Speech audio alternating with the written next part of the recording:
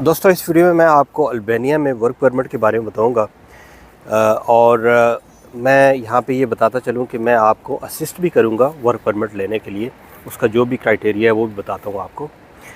लेकिन उससे पहले मैं कुछ चीज़ें आपको क्लियर करना चाहता हूँ। ये ज़रूरी होती हैं डिटेल्स, ताकि आप ये वीडियो अच्छे तरीके से देखें तो फिर मुझसे कोई भी क्वेश्चन है वो आप करें। बहुत सारे मेरे दोस्त अहबाब जो है वो शिकायत करते हैं कि भाई आप वर्क परमिट नहीं करते, जो है ना, बहुत सारे लोग बेरोज़गार हैं और यूरोप का वर्क परमिट का करें। देखिए, हालात ऐसे हैं कि मैंने पिछले दिनों तुर्की के बारे में भी हमने एक मीटिंग की थी कंपनी से।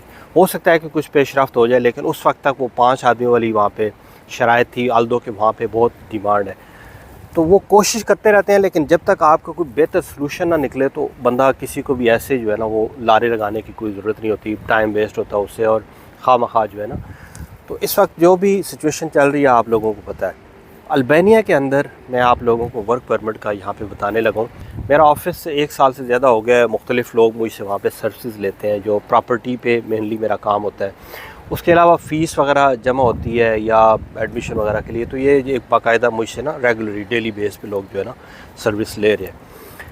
अब वर्क परमिट का जहाँ तक ताल्लुक़ था, तो कुछ लोग मुझे अक्सर कॉल वगैरह आती थी कि आप वर्क परमिट का अल्बानिया के लिए करें। तो मैंने कुछ कंपनीज़ के साथ मीटिंग की, लेकिन मैं इतना तसल्ली में नहीं था। एक साहब थे, उनसे कुछ अर्सा पहले मेरी बात हुई थी।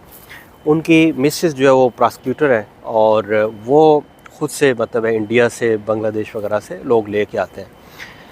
तो जो भी फैक्ट्री में, अल्दो की यहाँ पे डिमांड बहुत ज़्यादा है, लेकिन उसके बावजूद कुछ मसले भी हैं कि वो इमिग्रेशन आपको पता है कि इसलिए सख्त है कि लोग जो है ना वो रुकते नहीं हैं। अब उनसे मैंने, एक तो वो मेरी मुलाकात हुई थी, तो उनसे मैंने रिक्वेस्ट की थी कि कुछ जो है ना वो करें। हमारे बहुत सारे लोग जो है ना वो रियल भी हैं, जो यहाँ पे वाकई जनरली जॉब करना चाहते हैं। तो अभी मेरी मीटिंग हुई उनसे, कुछ दिन पहले बात हुई। तो उन्होंने मुझे प्रॉमिस किया है कि वो वर्क परमिट जो है ना हमारा पाकिस्तानी जो है, जो लोग करना चाहते हैं, क्योंकि जो इंडियन है वो तो ऑलरेडी उनका कर रहे हैं। तो पाकिस्तान का मैंने उनको श्योरिटी दी है कि बहुत सारे जेन्युइन ऐसे लोग हैं जो काम करेंगे।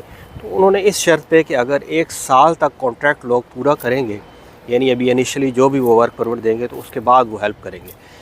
अब यहाँ पे कुछ इश्यूज़ मैं बता दूँ कि क्योंकि ये कंट्रीज़ ज़्यादातर लोग इलीगल जाते हैं, तो एयरपोर्ट पे भी इन लोगों को मसला होता है। जब आपके पास वर्क परमिट आता है तो फिर भी एयरपोर्ट पे आपको आते हुए यहाँ पे एक डर होता है कि आपको डिपोर्ट ना कर दें। मैंने ये सारी बातें जो है ना की, और उन्हें पता भी है ये एजेंसी वालों को।